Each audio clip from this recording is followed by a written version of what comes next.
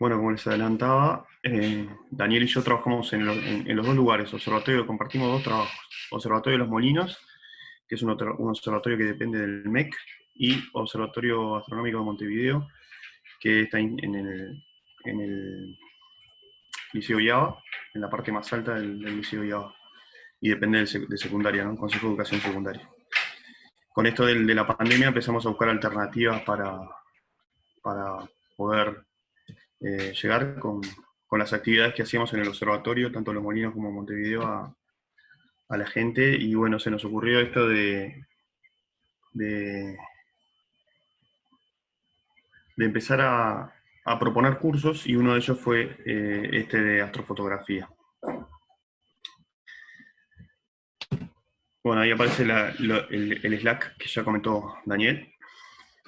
Y bueno, en este taller lo que vamos a abordar es una introducción a fotografía, en el cual vamos a darles herramientas o intentar darles herramientas para poder trabajarnos en estas cuatro áreas, que son las imágenes planetarias, la medición en imágenes, que sería la fotometría y astrometría, la fotografía de cielo profundo, que son esas fotografías de nebulosas, cúmulos que se ven por ahí en internet y que están muy buenas. Eso va a depender mucho del equipo y de la técnica que apliquemos. Y la fotografía de paisaje astronómico son esas fotografías que vemos donde se ve, no sé, el horizonte, montañas, los trazos de las estrellas, o un cielo estrellado donde se ve claramente la Vía Láctea. Bueno, vamos a dar herramientas como para poder trabajar en esas cuatro áreas. Hay muchas cosas en común en esas cuatro áreas, pero hay técnicas que son exclusivas de cada una de esas áreas. Eh, Primero, nos parece fundamental el poder conocer la cámara digital lo mejor posible para poder sacarle el mayor provecho a esas imágenes que obtengamos y usar la mejor estrategia tanto para la adquisición como para el procesamiento. Dani, no sé si vos podés aceptar a la gente o tengo que yo estar aceptando gente, porque me complica un poco capaz. A ver Sí, si los dos. sí, porque si sos el host, ahí vas a tener que, capaz que juntar algunos y le pones a admitir a Dame, todos. dame un segundo, a ver si puedo.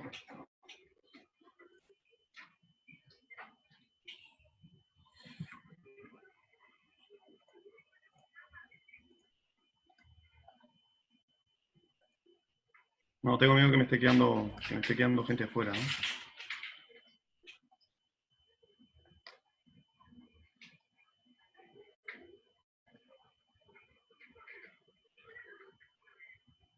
La verdad, Dani, pasate un segundo vos como administrador a ver si te muestra alguien más. A mí no me muestra nadie más, pero por las dudas, para no dejar a nadie más afuera. Me tenés que mandar vos a hacerme Bien. host.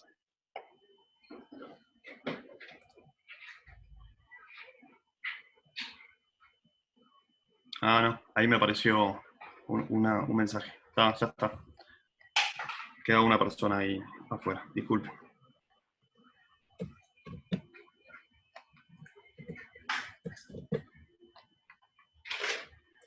Bueno, entonces, como les decía, lo que necesitamos es conocer al máximo posible el sistema de adquisición de datos que tenemos, que es la cámara, que se compone de varios elementos electrónicos y ópticos. Y bueno, dependerá el conocer al máximo esa cámara para poder sacarle el mayor provecho, ¿no? Vamos a ver que, bueno, así en las generalidades tenemos una parte óptica, que es la lente en una cámara fotográfica, ya sea una cámara de un celular, una cámara reflex, o esa lente sea un telescopio. Siempre tenemos una parte óptica que se encarga de proyectar la imagen, y una parte electrónica en donde el elemento principal es un detector, que se llama CCD o CMOS, que es un arreglo de elementos sensibles a la luz, como ese esquema que se muestra en la diapositiva, donde se va a proyectar en ese detector, como se hacía antiguamente en la película química, se va a proyectar eh, la imagen que queremos ver, y ese detector lo que va a hacer es cuantificar la cantidad de radiación que le llega a cada uno de esos píxeles y representarla de forma que la podemos volver que la podamos ver en una pantalla o analizarla en forma numérica, ¿no?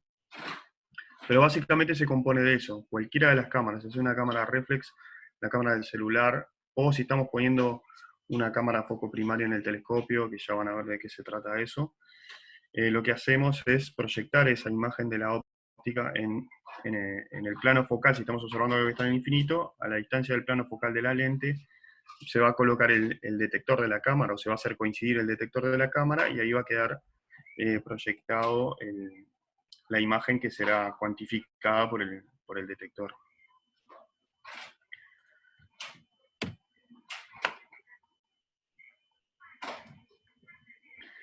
Entonces, bueno, si miramos lo que sería el esquema, tenemos una lente y a una distancia que llamamos distancia focal, se hace coincidir el plano focal con el detector de esa cámara digital.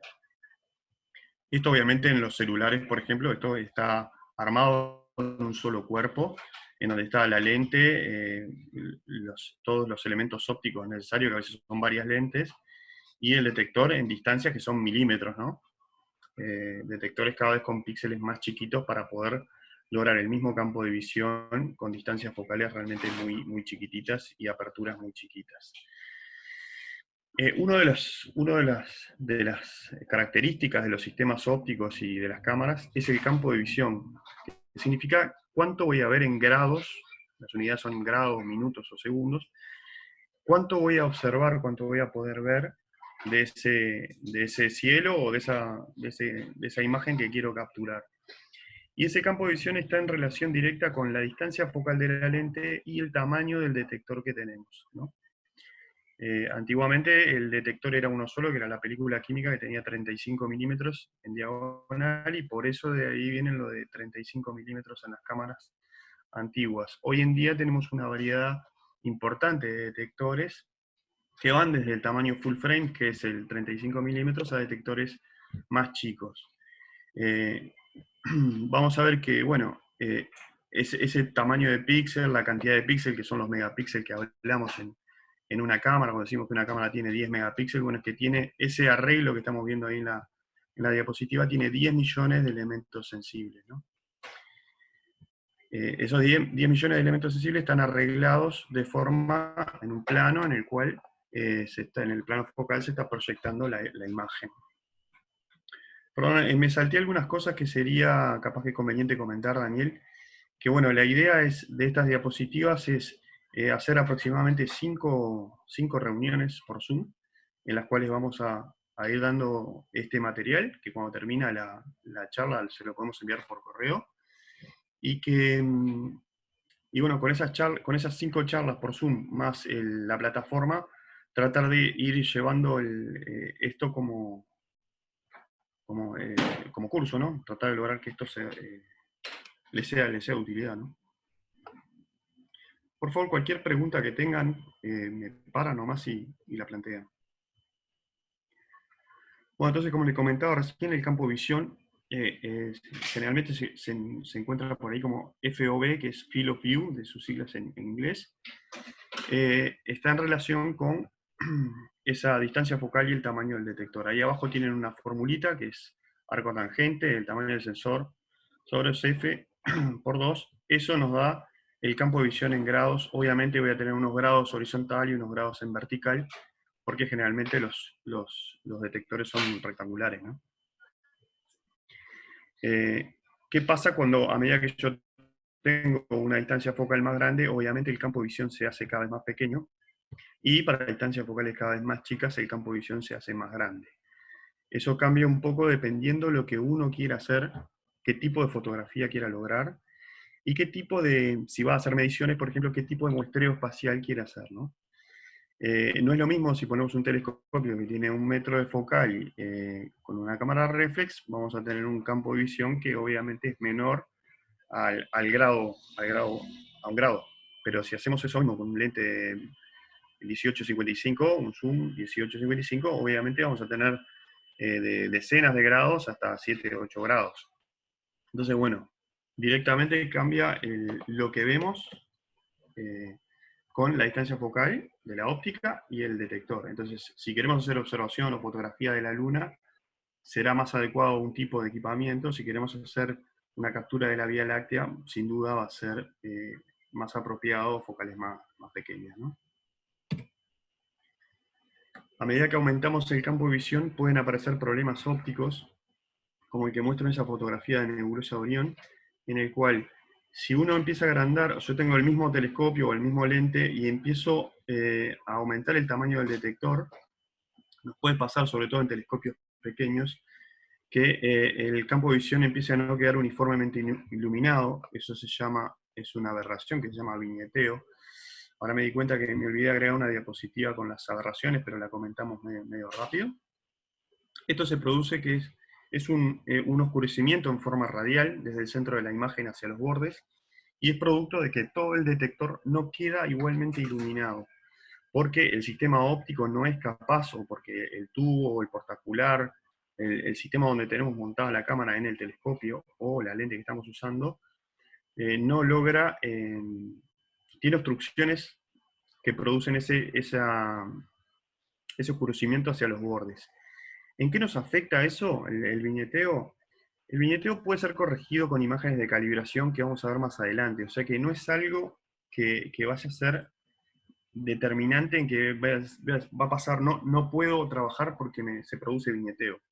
El viñeteo no produce ninguna deformación en la imagen, o sea, las estrellas quedan igual en todo el campo de visión, pero lo que sí nos produce es ese oscurecimiento hacia los bordes, o esa pérdida de sensibilidad o de ganancia eh, hacia los bordes de la imagen, pero que perfectamente puede ser corregido a posteriori con una calibración.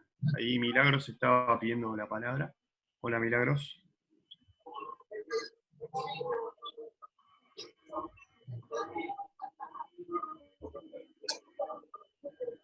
Milagros, ¿está por ahí?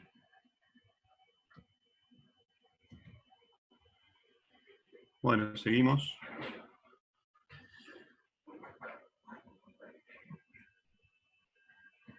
Resolución espacial desde el punto de vista óptico. ¿A qué refiero con esto? El lente que estemos usando o telescopio, dado el diámetro que tenga la abertura circular, o sea, el diámetro de la lente o del espejo, nos va a determinar qué resolución angular vamos a tener en el sistema óptico. Esto está en relación con ese patrón de difracción que ustedes ven ahí en ese esquema. Cuando nosotros observamos a través de un telescopio o de una lente el cielo y fotografiamos las estrellas están realmente como si estuvieran en el infinito y son infinitamente pequeños desde el punto de vista angular. Entonces, por lo menos para los sistemas ópticos que podemos manejar. Entonces, el observar una estrella, estamos observando una fuente de luz que es infinitamente pequeña en arco. Pero sin embargo, cuando la observamos por el telescopio o por una lente o con un binocular, le vemos tamaño. Ese tamaño está relacionado con este patrón de difracción y que está directamente vinculado con el diámetro de esa lente. A mayor diámetro de la lente, más chico va a ser este patrón de difracción, o sea que vamos a tener una mayor resolución angular en el sistema. Las resoluciones angulares, ahí pongo algunos ejemplos para que tengan una idea, son realmente impresionantes. Cuando uno empieza a ver un poquito de óptica de telescopios, y eso se da cuenta que las resoluciones que tenemos son increíbles. Ahí pongo el ejemplo de un telescopio de 5 centímetros, para una longitud de onda de 550 nanómetros, la resolución es 2,7 segundos de arco.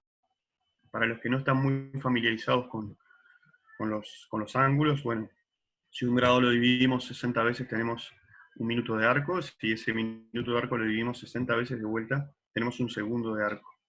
O sea que ese ángulo es realmente algo muy chiquitito. Para que tengan una idea, siempre, no sé, poner algún ejemplo un poco más práctico, una moneda a 4 kilómetros de distancia es un segundo de arco. O sea, estamos viendo cosas realmente muy, muy, muy chiquititas en arco. Entonces la resolución óptica parece no ser una limitación en mi sistema, ya que con cualquier telescopio u óptica yo estoy en resoluciones que están muy parecidas a lo que es la turbulencia atmosférica, por lo menos en Uruguay. Ya vamos a hablar un poquito de turbulencia atmosférica, pero más adelante. Está en relación con qué tanto se mueve la atmósfera y qué tanto nos perturba esta figura de difracción antes de llegar al detector de la cámara, y que en el tiempo de integración va a producir una mancha que nos va a limitar muchísimo la resolución. O sea, si nosotros pasamos de un telescopio de 20 centímetros, como tenemos ahí con una resolución angular de un poquito más de medio segundo de arco, pasamos a un telescopio de 2 metros acá en Uruguay, la resolución que vamos a tener no va a ser mejor, va a ser peor generalmente, porque la turbulencia va a dañar muchísimo la imagen y no vamos a lograr ver cosas mejores.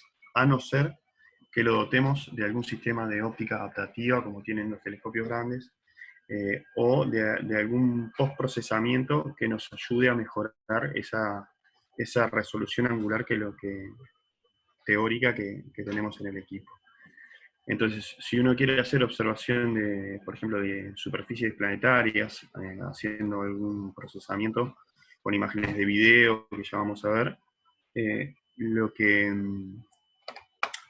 lo que vamos a lograr si aumentamos mucho el tamaño del telescopio no es un cambio significativo no se va a ver reflejado mucho en el resultado. A veces telescopios más pequeños, del orden de 20 centímetros, 15 centímetros, logran resultados realmente impresionantes en resolución angular de tierra con algunos procedimientos así, con algunas técnicas de procesamiento. ¿Se va entendiendo lo que estoy contando? Por favor, comenten si estoy hablando muy en chino. Dani, si querés comentar algo. Buenísimo. Tenemos otra resolución que es la resolución digital. No sé si, yo creo que todos han escuchado hablar de que una cámara digital, cuando la van a comprar, la van a ver las especificaciones, le dice 12 megapíxeles, 14, 24, 48. Cada vez tienen más megapíxeles, y eso lo que refiere es a la cantidad de píxeles que tiene ese arreglo, ¿no? Eso hace que la imagen cada vez sea más grande, más pesada, pero también tenga más información. El tamaño de cada uno de esos píxeles, cada vez que hablo de esto, me sigo asombrando de la cantidad de píxeles que hay ahí, ¿no?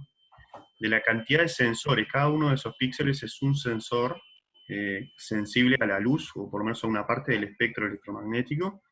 Y si hablamos de que hay millones en una cosita que tiene de repente tamaño de unos milímetros, hay millones de sensores, a mí es algo que no me deja de asombrar. Bueno, la idea en este curso es tratar de sacarle todo el potencial posible a cada uno de esos sensores, como si fuera el único que tuviéramos, de forma de que el resultado sea el máximo posible. Una de las cosas que determina es eso que estaba mencionando, la cantidad de megapíxeles que tenemos, está un poco de la mano del tamaño que van teniendo cada vez los píxeles, que son cada vez más chiquitos, del orden de 2 micras, más o menos para las cámaras de los celulares y cámaras digitales point and shot. Con ese tamaño de píxel y la distancia focal estamos determinando algo que se conoce desde hace mucho tiempo como escala de placa, que es la resolución digital que tenemos. Vieron que teníamos una resolución óptica que estaba determinada por el patrón de difracción de la óptica, pero tenemos una resolución espacial que está determinada por el muestreo espacial que tenemos en ese plano focal. El muestreo espacial está dado por el tamaño que tiene ese píxel. Pero no solo el tamaño en micras, sino ya pasamos a hablar del tamaño de ese píxel en segundos de arco o en fracciones de segundos de arco.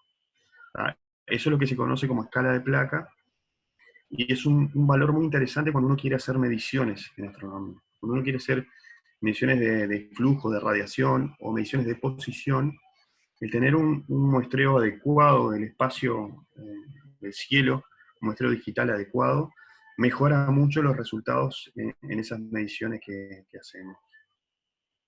¿Ah? Vamos a ver que tanto para las medidas de flujo, de radiación, como para las medidas de posición, ese muestreo espacial, así como la conversión de esa señal que recibimos, van a ser claves para mejorar y bajar la incertidumbre en esas medidas que vamos a hacer. Ahí yo pongo un valor de 1 segundo de arco que me parece razonable para lo que es el cielo de Montevideo, pero ¿sí? Vamos a utilizar técnicas para observación planetaria. Si logramos bajar ese segundo arco, mejor, ¿no? Vamos a tener un mejor muestreo que capaz que eh, se ven resultados mejores una vez procesado. Para lo que es fotografía de cielo profundo, paisaje astronómico, ahí ya hablamos que un segundo está sobrado como muestreo espacial, ¿no?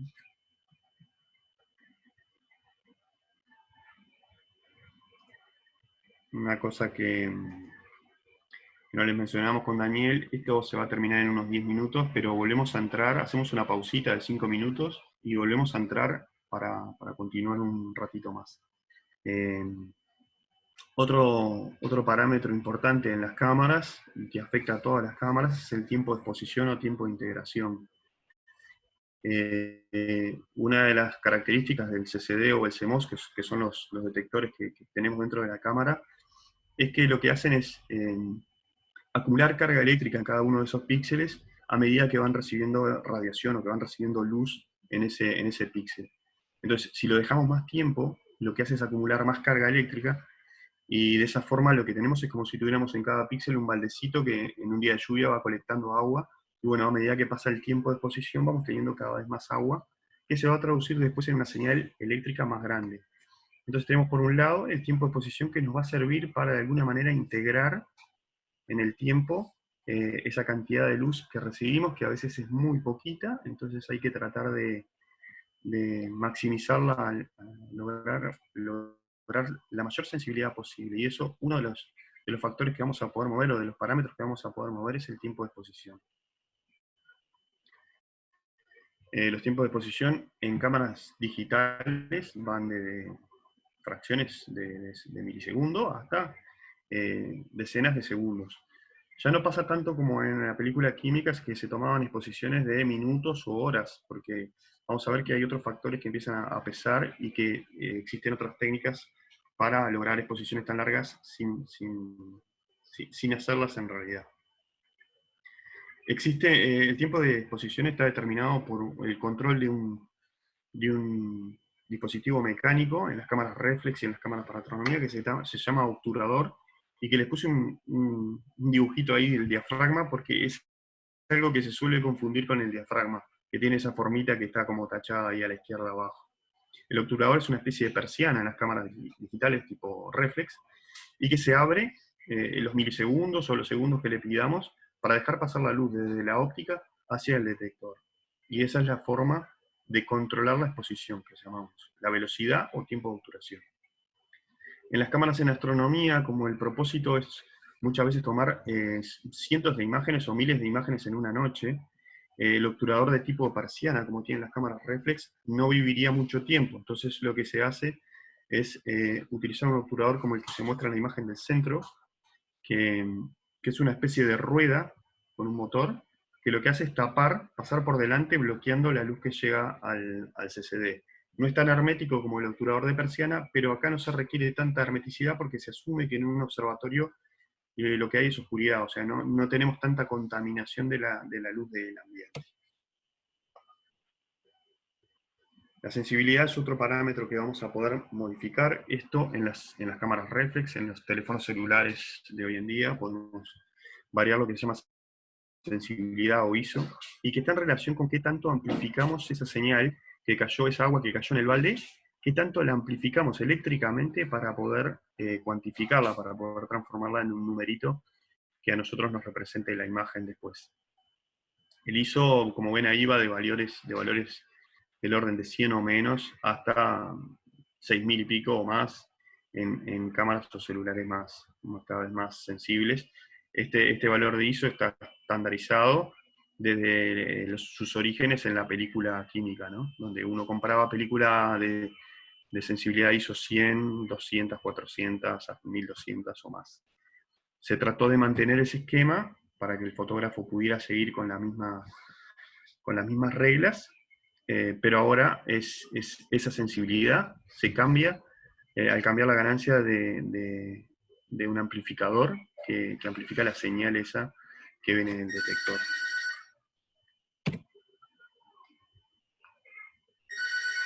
Un segundo.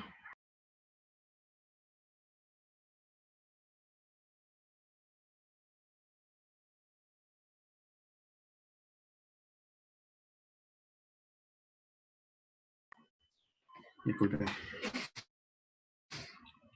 Otra de las características que va a determinar la fotografía es la apertura.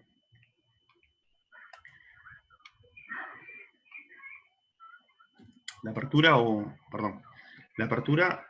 F, valor F, se calcula como la longitud focal de la lente dividido volví a poner apertura, ahí me equivoqué, dividió el diámetro de la lente o del telescopio que estamos usando. El valor F, para Fs cortos, estamos hablando de ópticas que se denominan como rápidas o muy sensibles, ¿no? Ya que para el mismo tiempo de exposición logramos detectar cosas más débiles. Esto aplica a objetos extensos, después lo vamos a ver más adelante, no aplica para objetos puntuales como estrellas.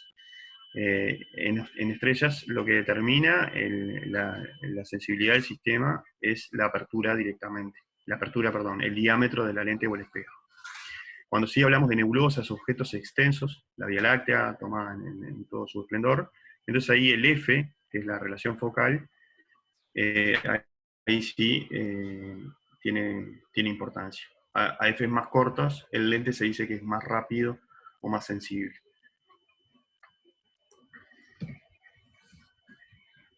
Bueno, acá hay un triángulo que vincula un poco la velocidad, apertura y el ISO y la exposición. Es un esquema un poco para representar lo que es cómo afectamos cuando variamos la sensibilidad, cuando variamos la velocidad o la apertura, cómo afectamos en ese resultado final que es la fotografía, lo que quedó integrado durante el tiempo de exposición, ¿no? Obviamente a exposiciones más largas logramos detectar objetos cada vez más débiles,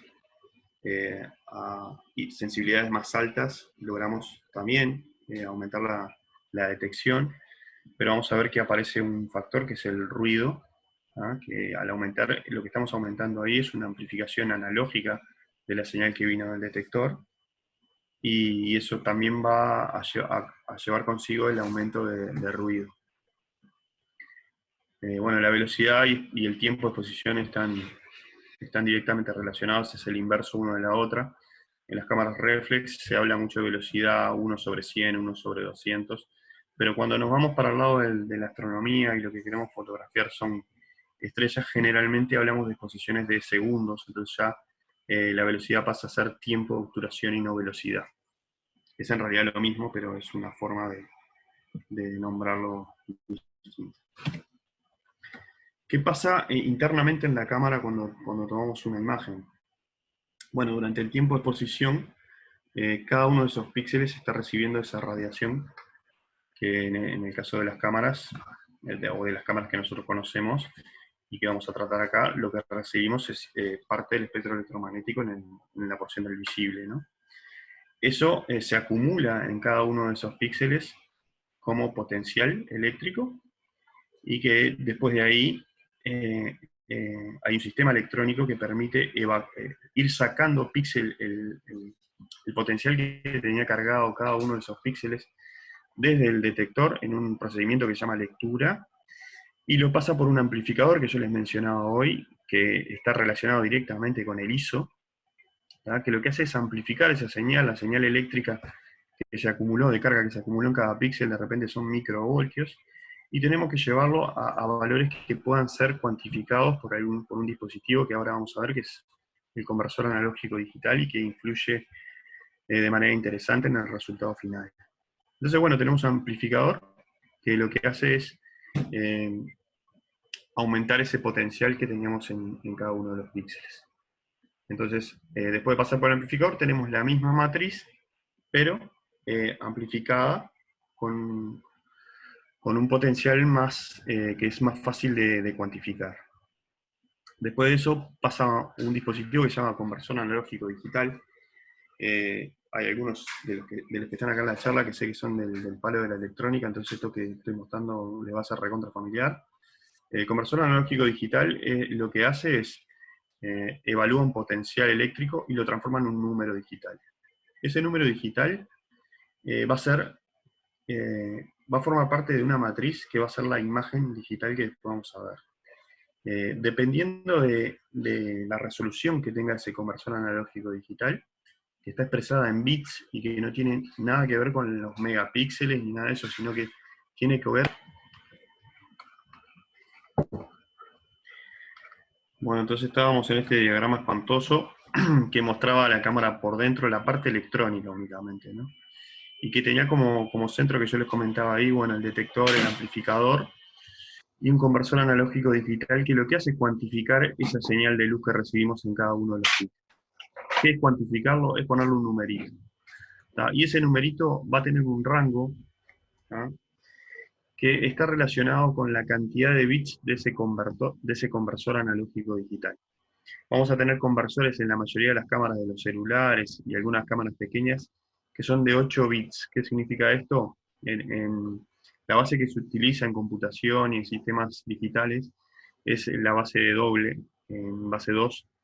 Entonces cuando tenemos una palabra de 8 bits, lo que tenemos es que podemos representar hasta 256 valores.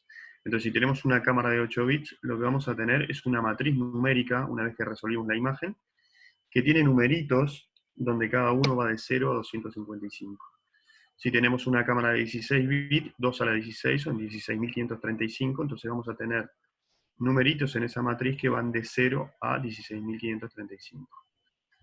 De esa forma vamos a estar cuantificando la luz que recibimos en cada uno de esos píxeles con un número. Ese número representa el valor de radiación que recibió ese píxel durante el tiempo de integración.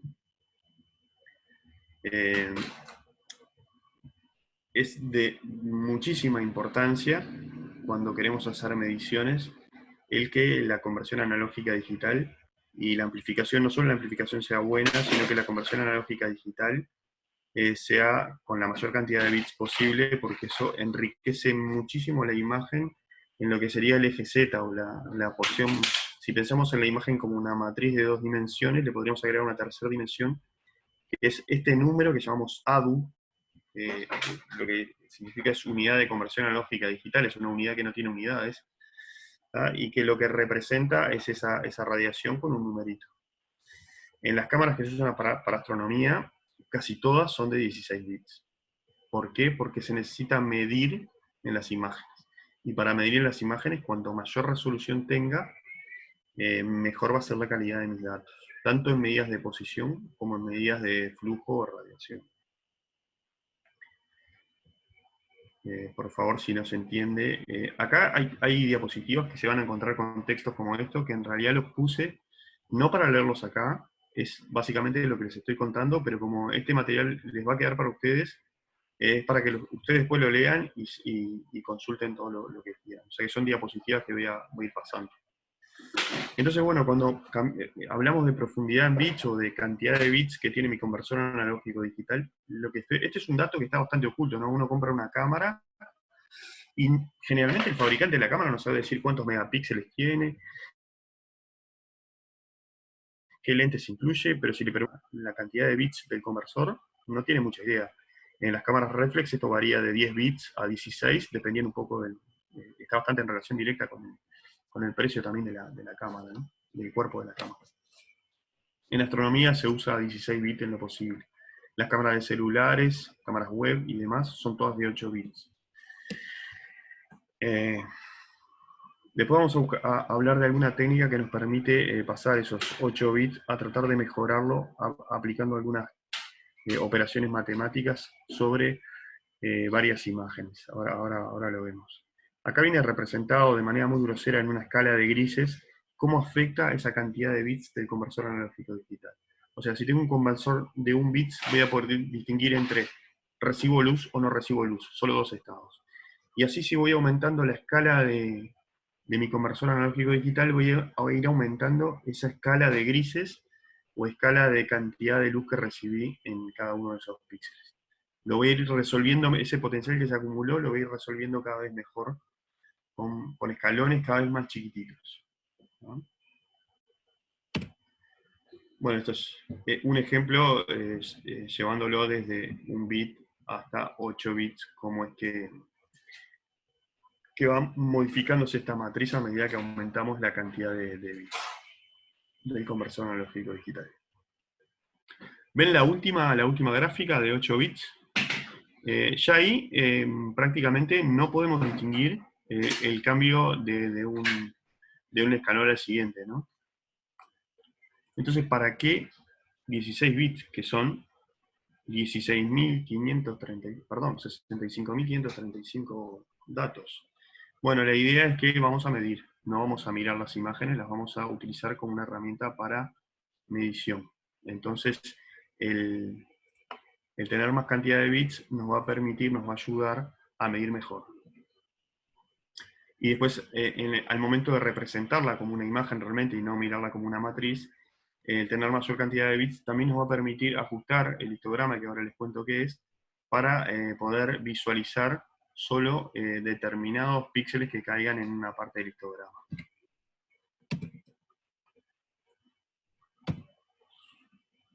Esto es una simulación, lo que intenté hacer ahí, pero me quedó bastante mal, es mostrar, bueno, la imagen de abajo es una imagen que con 8 bits, y bueno, en realidad lo que hice es un procesamiento matemático para lograr simular una imagen que tuviera mayor cantidad de bits en su conversión analógica digital. Si graficamos la figura de una estrella, lo que vemos es que vamos a tener mucha más resolución vertical en esa gráfica en 3 dimensiones de lo que es la PCF de la estrella, que después vamos a hablar de eso en particular. Pero bueno, esa figura de la estrella tiene una tercera dimensión que está relacionada con la intensidad de radiación que se recibió en cada uno de los píxeles y que se grafica, en este caso, para mostrar como una tercera dimensión. Si tengo una cámara con más bits, un conversor AD con más bits, voy a tener una mejor resolución en ese eje Z. Existen dos tipos de saturación cuando fotografiamos estrellas. En realidad cuando fotografiamos cualquier cosa, pero en estrellas se ve claramente. Una es la saturación analógica, que es la primera imagen de arriba, en donde se produce un sangrado que se llama de la estrella hacia abajo, y que se produce por el desborde potencial en los píxeles y que afecta a los píxeles adyacentes. En astronomía las cámaras no tienen sistema de anti-blooming o antisangrado, como sí lo tienen las cámaras de los celulares y las cámaras reflex. La idea en astronomía es que si hay saturación analógica, se exprese como se está expresando acá en este sangrado. En las cámaras que se usan más para otros propósitos, el sangrado se intenta evitar para evitar esa mancha que vemos ahí que es molesta, ¿no? Lo que queremos es ver una fotografía bonita, y una saturación de ese estilo estropearía la imagen. En astronomía, si nosotros miramos una imagen con ese sangrado hacia abajo, sabemos perfectamente que en esa estrella hubo saturación analógica. Si vamos a hacer una medición, sabemos que no podemos medir sobre esa estrella, porque no va a ser representativa. Existe otra saturación, que es la saturación digital. ¿Qué significa esto? Bueno, la cantidad de potencial que se acumuló en el píxel, al ser cuantificado por el conversor analógico digital, obtuvo su máximo valor. ¿Qué significa? Si el conversor analógico digital es de 8 bits, llegó al valor 255. Y si fuera 16, a 65.535. ¿Qué pasa ahí? Bueno, es que no vamos a poder saber si ese píxel recibió más luz que esa, porque tenemos topeada la escala a ese valor. Entonces, son dos saturaciones que tenemos que tener presente cuando vamos a hacer mediciones en las imágenes. No son tan importantes al momento de hacer imágenes de paisaje o de cielo profundo, ¿no? ¿Qué pasa con las imágenes color? Hasta ahora venimos tratando todo el esquema como si fueran imágenes blanco y negro. La idea esa era para simplificar un poco el esquema, porque se complica un poco más si pasamos a color. ¿Qué pasa en las imágenes color? Bueno, en las cámaras de celulares, reflex y demás, lo que tenemos es una matriz, en cada píxel tenemos 4 píxeles, en donde cada uno tiene un filtro que se llama RGB, en esa configuración que se llama Bayer, que tenemos dos filtros verdes, uno rojo y uno azul, para combinar y lograr lo que sería el RGB, que es información en cada una de las bandas rojo, verde o azul. Esa imagen, esa información en cada una de esas bandas sirve para después recrear la imagen en color. Esto en astronomía sirve para fotografías bonitas, pero no ayuda, es más, no sirve al momento de hacer mediciones. Si queremos hacer mediciones rigurosas, el que tengamos un filtro delante de cada píxel no está bueno porque no podemos asegurar que la respuesta espectral de cada uno de esos filtros sea uniforme para todos los píxeles, que sea el mismo ancho de banda y la misma frecuencia para cada uno de esos filtros. Entonces, en astronomía se utiliza otra cosa. Van a escuchar nombrar también en las imágenes de 8 bits en color, que se trata de una imagen de 24 bits. En realidad lo que se intenta expresar en eso de imágenes de 24 bits es esta combinación del RGB donde se cuantifica de a 8 bits en cada uno de los canales. ¿Qué pasa en astronomía? Bueno, se utiliza una imagen monocromo, un detector monocromo, y lo que se hace es poner una rueda de filtros adelante. Entonces tomamos 3 exposiciones o 4 exposiciones, donde cada una de esas exposiciones está hecha con un filtro pasabanda adelante que nos deja pasar una porción de ese espectro electromagnético. Un ejemplo sería el RGB, que uno puede comprar los filtros RGB para después hacer una composición color de esa fotografía de una nebulosa o de un cúmulo en el cual se pueden detectar estrellas o porciones de la nube que tienen coloración, y que esta sería una forma de detectarlo. ¿Qué ventaja tiene la rueda de filtro, que parece algo medio arcaico? Es que en todos los píxeles vamos a haber usado el mismo filtro espectral. O sea, vamos a hacerle incidir a cada uno de esos píxeles el mismo tipo de radiación, ¿tá? La misma longitud de onda y con el mismo ancho de banda para todos los píxeles. Entonces, si queremos hacer medidas y comparar medidas con colegas, vamos a tener una medición que no solo está calibrada, y ahora les cuento de qué se trata eso, calibrada en su magnitud, en su evaluación de radiación recibida, sino también en el espectro. Existen filtros especiales para fotometría. Si quieren hacer fotometría, medición de fotometría es la medición de flujo o de magnitud de una estrella, un asteroide, un objeto o un astro. Existen líneas de filtros especiales con un ancho de banda mucho más angosto y que se utilizan para estandarizar lo que es la cuantificación espectral de lo que es la cuantificación en la fotometría, que todos midamos con el mismo tipo de instrumento. Más allá del telescopio, que el sistema de detección sea el mismo y el sistema de evaluación y cuantificación sea el mismo. Bueno, acá es un poco lo que les comentaba hoy. Lo que nosotros obtenemos de la cámara internamente es una matriz numérica. Esa matriz numérica nosotros la representamos, si vamos al caso de la imagen en monocromo, como una escala de grises, donde le asociamos a cada uno de esos numeritos un tono de gris. Esa escala, como está representada en la imagen de arriba, puede ir de 0 a 255 porque tengo un conversor de 8 bits. Pero perfectamente puedo ajustar la representación para que arranque, como en el ejemplo de abajo, desde 162 a 255. Entonces, ¿qué es lo que va a pasar? Va a cambiar lo que estamos representando, la forma de ver esa imagen, pero la matriz numérica abajo sigue siendo la misma, ¿tá? Ese ajuste que yo estoy mostrando ahí en un histograma, lo que muestra, lo que hace, es lo que conocemos como ajuste de brillo y contraste. Cuando nosotros hacemos un ajuste de brillo y contraste en una imagen, con el brillo estamos moviendo esa ventana hacia arriba y hacia abajo, y con el contraste lo que estamos haciendo es cambiarle el ancho a esa ventana en el histograma, ¿tá? De esa forma modificamos cómo representamos esa imagen. O sea que ya ahora, cuando veamos una imagen, en astronomía por lo menos, no podemos decir mucho más que si nos gusta o no nos gusta. Pero si no evaluamos numéricamente lo que hay atrás, no vamos a poder decir si está saturada, si no está saturada, y bueno, y qué características tienes. O sea, yo les puedo mostrar la misma imagen, la misma matriz de formas distintas y de manera que les parezca que la imagen es muy ruidosa, si achico mucho el ancho del histograma, o es muy, o está muy linda la imagen porque el histograma está extendido y entonces la representación no muestra tantos detalles en las escalas de grises. Fundamental entonces, para poder evaluar una imagen tenemos que medirla, no alcanza con verla, ¿no? El verlo es una representación y que es muy relativa. Acá hay un ejemplo. Esa es una nebulosa que se llama Trífida M20 en la constelación de Sagitario. Esta imagen es una porción de una imagen tomada con el telescopio Centurión del Observatorio de los Molinos. Es un telescopio de 47 centímetros de diámetro y que tiene una CCD en el plano focal. No hay nada más óptico en el medio.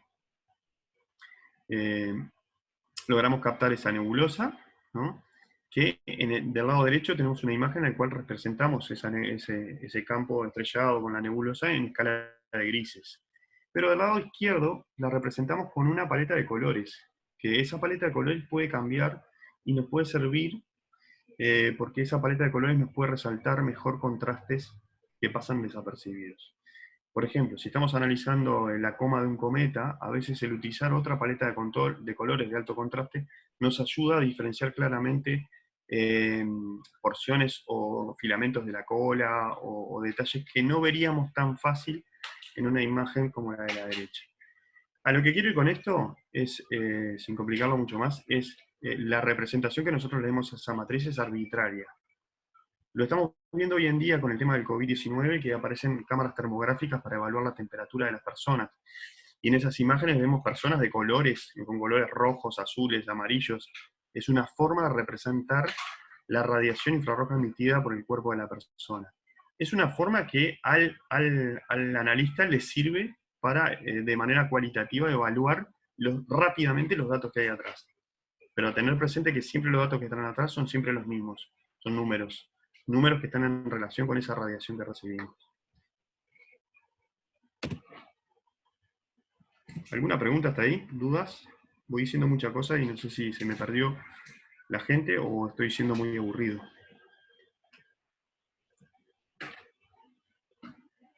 ¿Hay gente entrando todavía? Dani, ¿algo que quieras comentar? Excelente por ahora. Muy bien.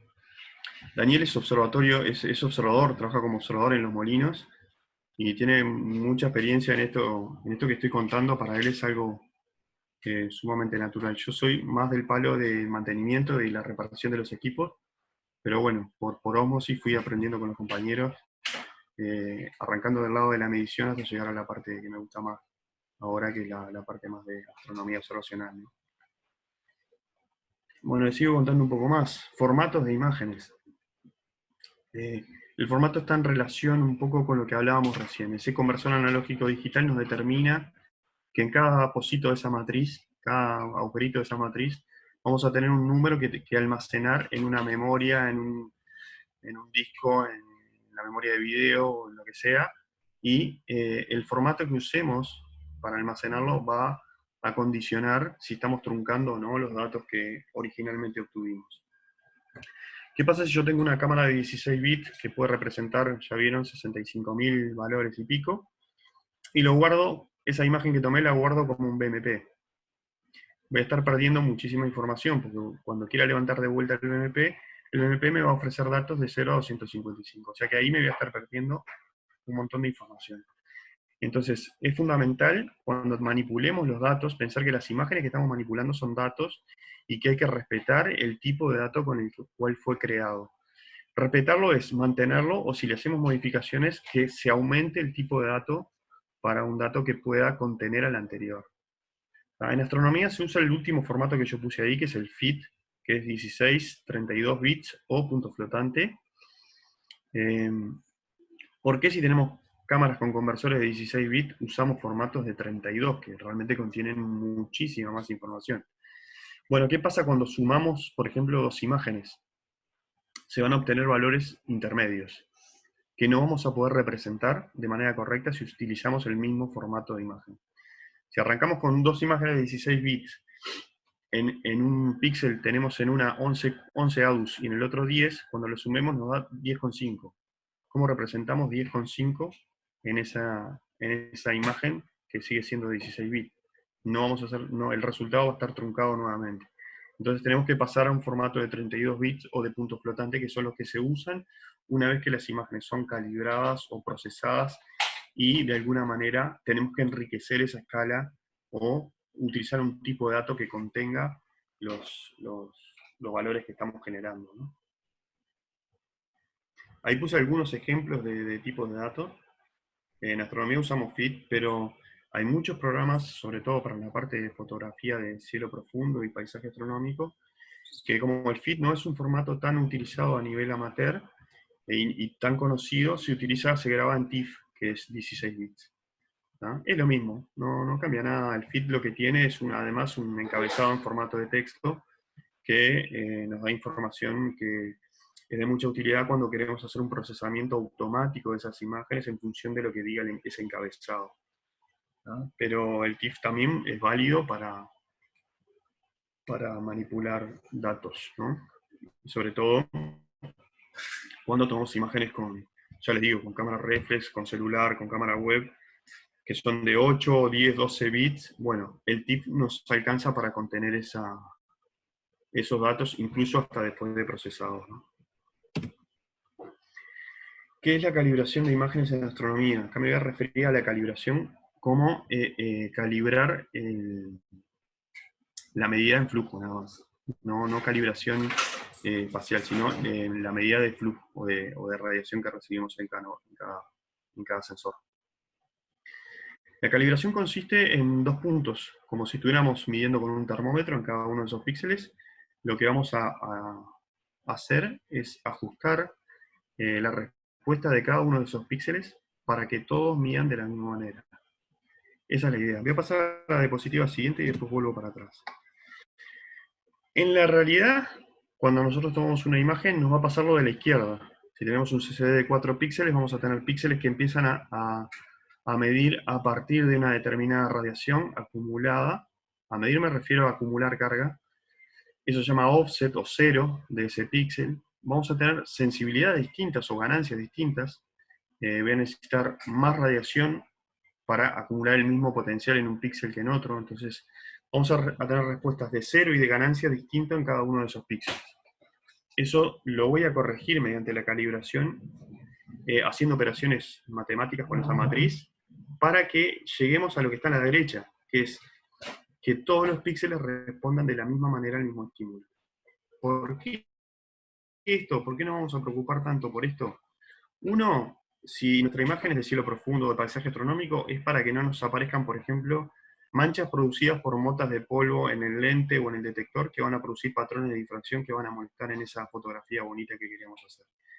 Si vamos a hacer mediciones, no importa dónde esté el astro que queramos medir, no importa en qué parte del campo de visión y en qué parte del detector, tenemos que medirlo de la misma manera. No importa en qué parte de la imagen está. Si es un asteroide que se mueve respecto a las estrellas y queremos hacer la curva de luz, que es medir la radiación que recibimos de ese asteroide durante toda la noche, no importa en qué parte de esa imagen, a medida que se va moviendo respecto al fondo estrellado, tenemos que medirlo de la misma manera. Y por eso es tan importante acá la calibración. ¿En qué consiste la calibración? En esa operación matemática que está ahí, que es muy sencilla. Obtengo la imagen cruda, la fotografía, lo que le resto es una imagen que se llama dark, que es una imagen del mismo tiempo de exposición, pero con el telescopio tapado, la cámara tapada o el obturador cerrado. ¿tá? También le resto una imagen que se llama bias, que corresponde con lo anterior, el dark, corresponde con ruido que se integró o se acumuló en el detector durante la exposición y que no proviene de la radiación, que no proviene de la luz que pasó por mi lente, sino que proviene de radiación producto del calor en el detector, de la temperatura a la cual se encuentra, y que hace que se acumule potencial sin que haya recibido nada de radiación. Eso es el dark. ¿tá? Es una imagen que va a tener obviamente un conteo en ADUS muy bajo, pero que en el tiempo de integración se puede aumentar considerablemente. El bias está en relación con el ruido introducido por el amplificador al momento de la lectura. Cuando nosotros leemos esa matriz del CCD, al amplificarla estamos introduciendo un ruido. Ese ruido, que se conoce como bias del amplificador, es un cero del amplificador, que significa que al amplificarlo ese se le agrega un potencial a cada uno en cada momento de lectura, y bueno, que tenemos que conocerlo para poder corregirlo. Todo eso se divide por un flat.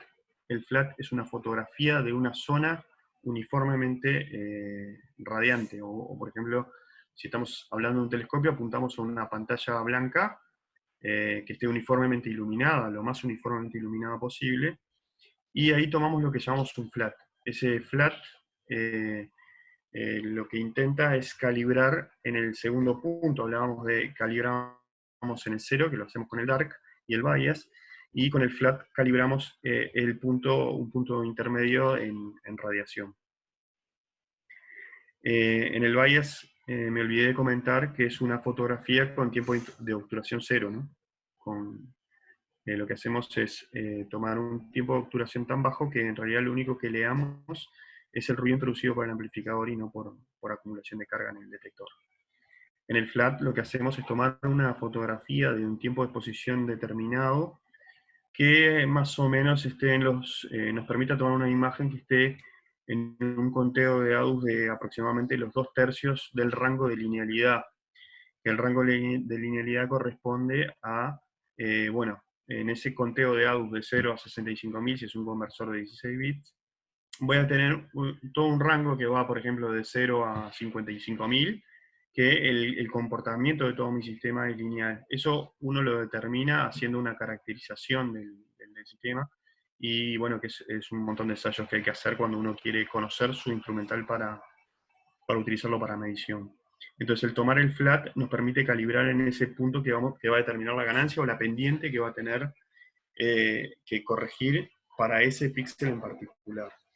Acá estamos haciendo una calibración. Si tenemos 24 millones de píxeles, estamos haciendo una calibración en 2 puntos para esos 24 millones de sensores. ¿Ya? Si ven, en la imagen que yo puse de abajo, mencioné Master Dark, Master Bias y Master Flat. ¿Por qué hablo de Master? Porque en realidad se toman decenas de Master, de cualquiera de ellos, y se promedian para obtener un resultado mejor. Bueno, se va a terminar en unos 10 minutos. Voy a avanzar un poquito más y después dejamos 5 minutos para preguntas. Ahí tenemos, a modo de ejemplo, porque ya les dije que para poder evaluar una imagen hay que medirla, pero eso es más o menos como se ve un dark. Ya les adelanté acá lo que es un dark. Esto es como se ve un flat. Ven que aparecen manchas.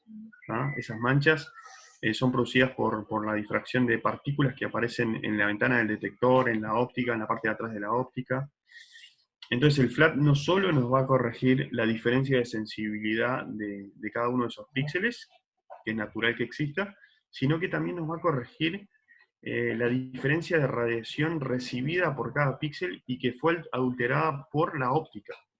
Por ejemplo, si yo tengo estas manchas que aparecen acá abajo, producto de polvo en el detector, hace que los píxeles relacionados a esas manchas tengan menos sensibilidad que los otros. Entonces, les voy a tener que hacer esa corrección, pero no porque esos píxeles funcionen distinto que los otros, sino porque la óptica no les está dejando llegar toda la radiación que necesitan, o que sí reciben los otros.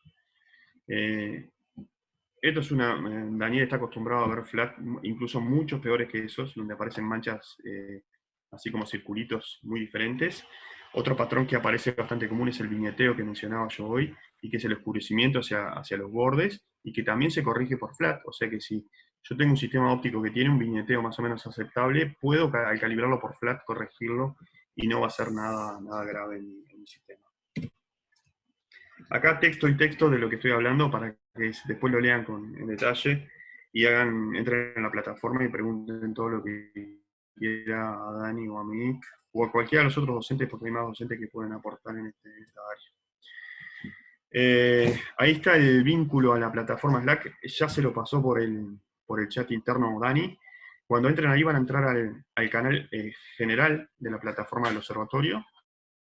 Si ponen ese almohadilla astrofotografía van al canal dedicado a este curso, y ahí es donde vamos a estar compartiendo y evacuando todas las dudas y compartiendo. Yo sé que hay mucha gente acá que puede hacer un aporte significativo.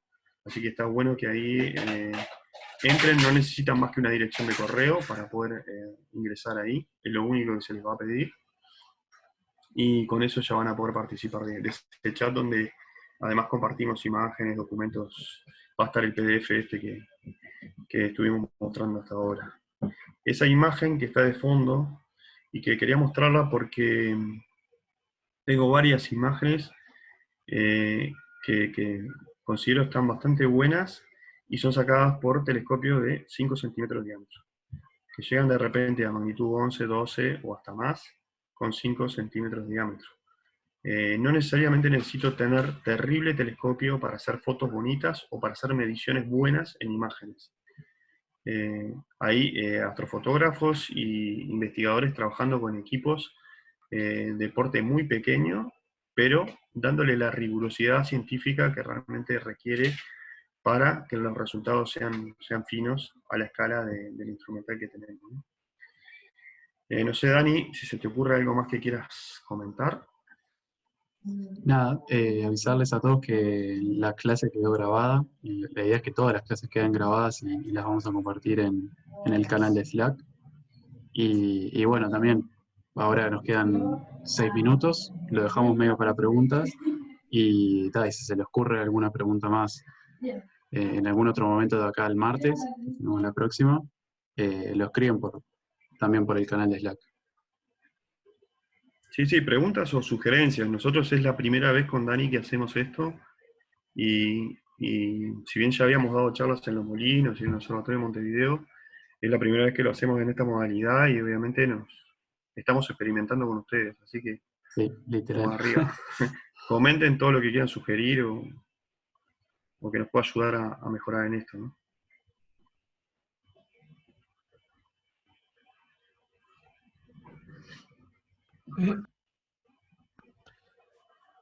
Hola, buenas noches. Buenas noches. Bueno, mi nombre es Damián, ahí dice Julián, pero soy Damián.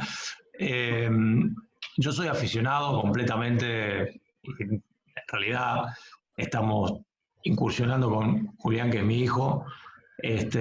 Asistimos a un taller, un cursito el año pasado en el planetario, bueno, que era básicamente sobre la Luna. Fuimos un par de veces a Los Molinos y compramos un telescopio económico, sin saber nada de nada. Así que en realidad estoy buscando información básica como para aprender a usarlo, bueno, y bueno, nos enteramos de esto y por eso me anoté. De todos modos, eh, tengo algunas nociones de fotografía también, así que algo entiendo, pero quería empezar por algo más básico del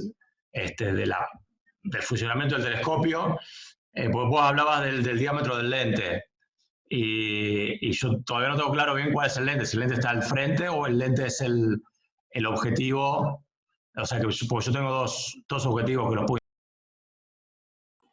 Sí, perfecto, Damián. Sí, sí, obviamente esta porción del curso es muy técnica y la hicimos así porque consideramos que tanto para astrofotografía de cielo profundo o para investigación, hay que conocer al máximo y ser lo más riguroso posible en el conocimiento del instrumental para después llegar a los resultados que se ven por ahí incluso en Internet. Pero lo que comenta Damián es clarísimo. Si hay alguien que está intentando aprender a utilizar el telescopio, a intentar sacar alguna foto, esto es muy técnico. Nosotros en el Observatorio de Los Molinos inauguramos el otro día un formulario en el cual pueden ingresar y dejarnos cualquier consulta.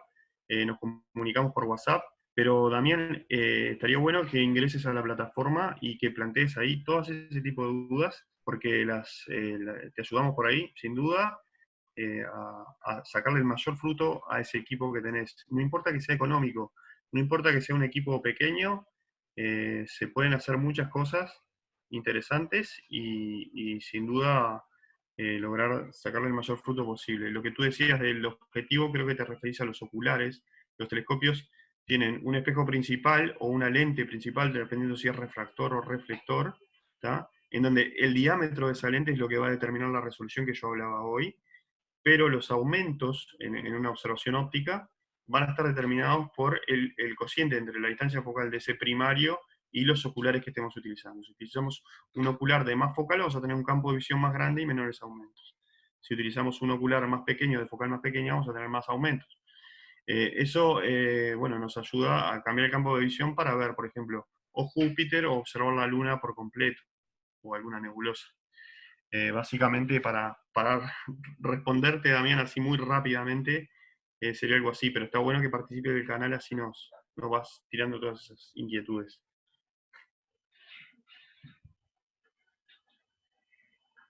Buenísimo, buenísimo.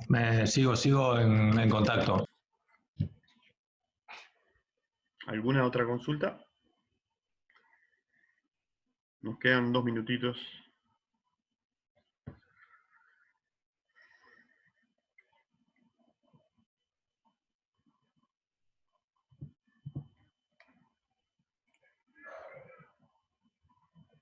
Hola, Les agradezco pila la parte. Sí. hola, soy Abel. Yo no estoy en Tacuarembó, no estoy en Montevideo, estoy en Tacuarembó. Y vi el mensaje en Twitter, yo sigo al observatorio en Twitter, ¿verdad? Y siempre me ha fascinado este tema y quería involucrarme más en el asunto, pero yo, como por ejemplo, estoy como decía Damián, ¿no? O, Julián, no, Damián. Más bien por una razón de hobby, más que por algo más tan científico, o por tanto sacar datos, más bien es por experimentar y avanzar nomás. No, Igual, Abel, esto que dimos, no es necesario que uno entienda perfectamente al detalle todo lo que hablé, entiendo que es muy técnico, de ahí se pueden sacar algunos datitos que van a ayudar, así uno quiera sacar fotografías con el celular del cielo estrellado, hoy en día los celulares permiten tomar exposiciones largas, sacar fotografías de cielo estrellado bastante lindo, y vamos a ver más adelante que hay... se pueden sacar una secuencia de imágenes, hacer combinaciones de imágenes que nos van a mejorar muchísimo los resultados. Si no se entendió mucho lo que hablamos hoy, no se preocupen, porque más adelante vamos a trabajar con software para poder hacer ese procesamiento de 10 o 20 imágenes que tomé con el celular y lograr de eso un resultado